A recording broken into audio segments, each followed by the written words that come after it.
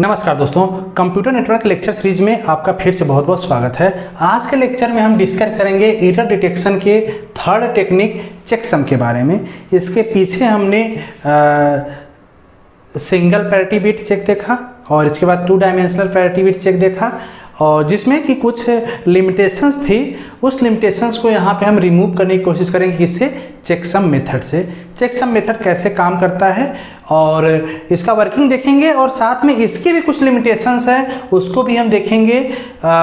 जो आगे वाला लेक्चर होगा सीआरसी मेथड इसके भी लिमिटेशंस को रिमूव करता है, तो उसको हम नेक्स्ट लेक्चर में देखेंगे। फिलहाल अभी हम बात करते हैं चेकसम की।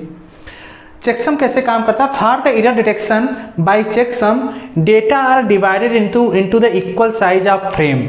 मतलब जो डेटा होगा वो इक्वल साइज ऑफ फ्रेम, मतलब जितने भी फ्रेम होंगे उसकी साइज इक्वलिटी में डिवाइड कर लेगा उसको। 8 बिट का, 16 बिट का, जितने भी बिट का उसको डेटा लेके चलना होगा उसको सेम फ्रेम में डिवाइड कर लेगा। अगर कहीं ऐसा होता है कि डिवाइड प्रॉपर नहीं हो पाता तो उसमें पैडिंग का कंसेप्ट आता है, फिर पैडिंग करके उसको उसी साइज में फ्रेम बना लिया जाता है। Then checksum detect all error in odd number of bit and most error in even number of bit। तो जो चेकसम मेथड है जो अभी हम डिस्कस कर रहे हैं, ये अगर ऑड नंबर ऑफ बिट, मतलब 1 बिट का एरर हो, 3 बिट का एरर हो, 5 बिट का एरर हो, 7 बिट का एरर हो, जितने भी ऑड बिट के एरर हैं, अगर इसकी कोई भी एरर है तो उन सारे एरर को ये डिटेक्ट कर लेता है। और अगर इवन की बात करें तो इवन बिट जैसे 2 हो गया, 4 बिट हो गया, 6 बिट हो गया, 8 बिट, तो मैक्सिमम मोस्टली आपका इवन बिट के भी सारे एरर को डिटेक्ट कर लेता है। तो इसीलिए काफ़ी पावरफुल माना जाता है, प्रीवियस दोनों से काफ़ी पावरफुल मेथड में ये आता है। इसका सेंडर और रिसीवर साइड वर्किंग कैसे है उसको हम देखते हैं और एक एग्जांपल समझेंगे। फिर इसके बाद एक आपको प्रॉब्लम भी सॉल्व करके दिखाएंगे कैसे वो प्रॉब्लम सॉल्व होता है, कैसे एरर डिटेक्ट कर सकता है। सेंडर साइड क्या होगा? देखिए, सेंडर साइड जितने भी सेगमेंट होंगे, सेगमेंट में फ्रेम की बात कर रहा है, जितने भी फ्रेम होंगे, ऐड द फ्रेम और segment using ones complement arithmetic to get sum. यहाँ पे वंस कंप्लीमेंट का आपको अर्थमेटिक आना चाहिए।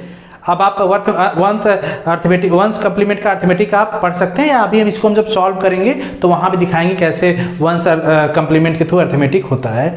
तो उससे हम क्या गेट कर लेंगे? सम एक निकाल लेंगे और जो सम आएगा देन उसका कंप्लीमेंट जो करेंगे उसका कंप्लीमेंट ही सम का कंप्लीमेंट, मतलब यहाँ पे हम सभी जितने भी सेगमेंट है उसका सम निकालेंगे किससे? वंस कंप्लीमेंट का यूज करके।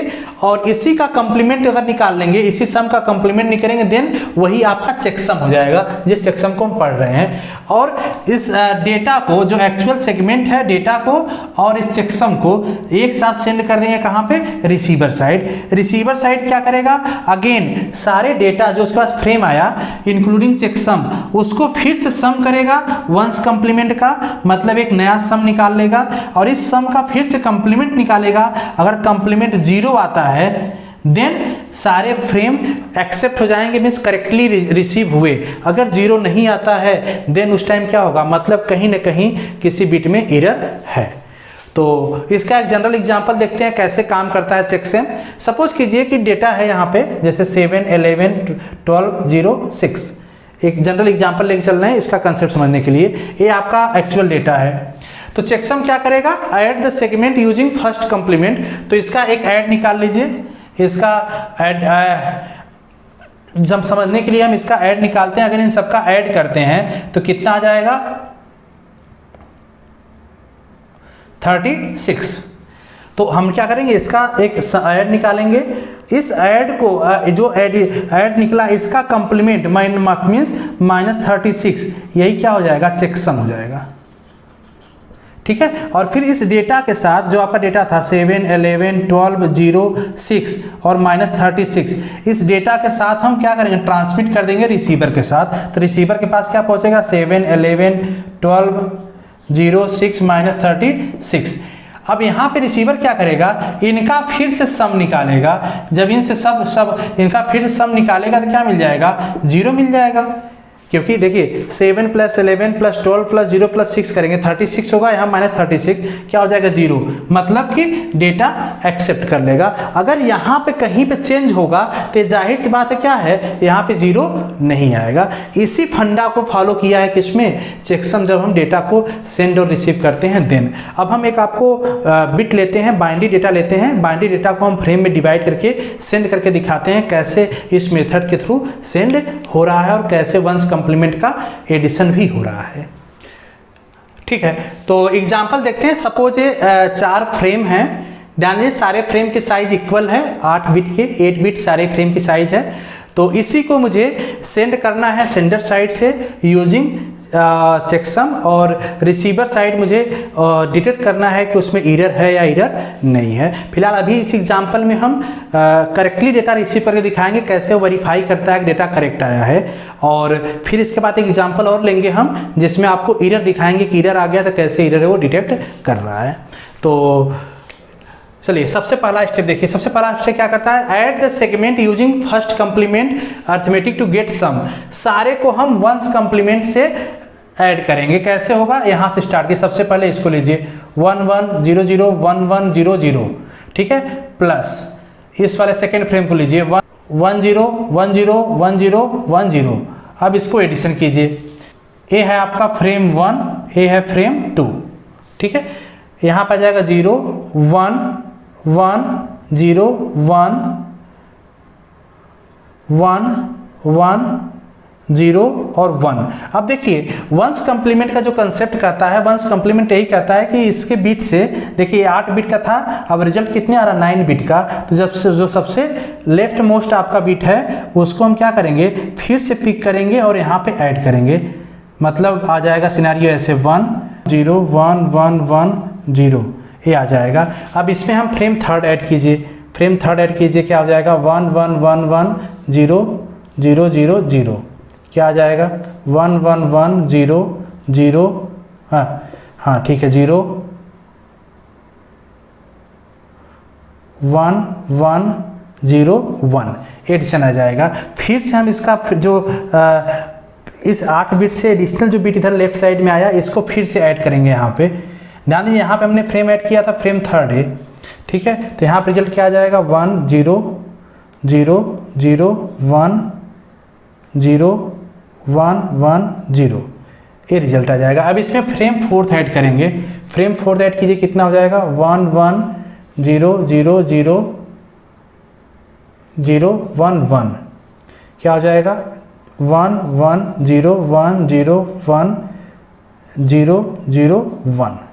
फिर अगेन देखिए यहाँ पे इस बिट को जो मोस्ट सिग्निफिकेंट बिट है इस साइड, इसको फिर से ऐड कर लेंगे। ध्यान दीजिए कि वंस कंप्लीमेंट की जब एडिशन करते हैं तो हमेशा हम उसकी साइज सेम रखते हैं, जितने बिट का होगा उतनी ही बिट का रिजल्ट मुझे लेना होगा। तो हम क्या करेंगे, इसको फिर से ऐड करेंगे यहाँ पे, तो यहाँ हो जाएगा 0 0 1 1 0 1 0 0, ठीक है। अब ये डेटा आपका हो गया, ये फ्रेम कौन सा ऐड हुआ था, फ्रेम 4, ठीक है। अब देखिए, अब ये क्या हो गया, ये फर्स्ट स्टेप कंप्लीट हो गया। फर्स्ट स्टेप जब कंप्लीट हो गया इस डेटा के केस में, तब मुझे क्या करना पड़ेगा, इसी का कंप्लीमेंट, अब इसका कंप्लीमेंट निकालेंगे, वंस कंप्लीमेंट। अब इसका वंस कंप्लीमेंट लोगे तो 0 का 1 1 का 0 हो जाएगा, मतलब 1 1 0 1 0 0 1 1, यही आपका क्या हो जाएगा, चेकसम। ये क्या हो जाएगा, यही डेटा आपका हो गया चेकसम। अब करना क्या है, आपका जो रिसीवर साइड आएगा, रिसीवर साइड ये सारे डेटा विथ चेकसम रिसीव होंगे, और रिसीव होने के बाद फिर से यही प्रोसेस जो यहाँ पे एडिशन का हुआ है, ये सारे प्रोसेस को एडिशन करना है इंक्लूडिंग इस चेकसम को, और लास्ट में उसका जो सम आएगा उसको जब हम कंप्लीमेंट करेंगे तो उसकी वैल्यू कितनी आनी चाहिए, 0। उसी को देखते हैं हम यहाँ पे। अब देखिए फिर से अगेन जब सेम डेटा यहाँ पे इंक्लूड होगा, जब रिसीवर के पास करेक्टली पहुँचेगा, रिसीवर के पास जब करेक्टली पहुँचेगा और इसका सम निकालेगा, तो फ्रेम 1 तक, यहाँ तक ध्यान दीजिए, यहाँ तक जब हम एडिशन करते हुए आएंगे तो फ्रेम 4 तक जो एडिशन होगा वो तो सेम ही होगा, यही क्योंकि यही प्रोसेस रिपीट होगा यहाँ पे। अगर इसमें एरर नहीं आया है देन, अगर एरर नहीं आया तो फ्रेम 4 ऐड करते ही रिजल्ट ये वाला आ जाएगा, वंस कंप्लीमेंट के साथ एडिशन वाला। 0 0 1 0 1 1 0 0। ठीक है, अब इसमें जो हमारा सम आया, इसमें चेक सम की वैल्यू कितनी थी, क्योंकि चेक सम भी तो इधर रिसीव हुआ है, तो चेक सम को भी इसी में ऐड करेंगे। जब चेक सम को ऐड करेंगे तो क्या हो जाएगा, 1 1 0 1 0 0 1 1। ऐड कीजिए, ऐड करेंगे तो क्या आ जाएगा, 1 1 1 1 1 1 1 1। कितना आ गया देखिए, इसमें कोई भी बिट एडिशनल बिट नहीं आ रहा, मतलब यही आपका सम होके आ गया इसके यहाँ तक। मतलब टोटल जो सम निकल गया इंक्लूडिंग इसका और इंक्लूडिंग चेक सम के साथ सम आया, वो यहाँ तक सम आ गया। अब इसी का हम क्या निकालेंगे, फिर से कंप्लीमेंट। सेकेंड स्टेप में क्या करता है, इसका कंप्लीमेंट, इसका वंस कंप्लीमेंट निकालेंगे तो क्या हो जाएगा, 0 0 0 0 0 0 0 0। तो आप देखेंगे कि 0 आ गया, मतलब इसको क्या करेगा, 0 अगर रिजल्ट 0 आता है देन मतलब कि आपका किसी फ्रेम में कोई भी एरर नहीं था और करेक्टली वो क्या हुआ, रिसीव हो गया।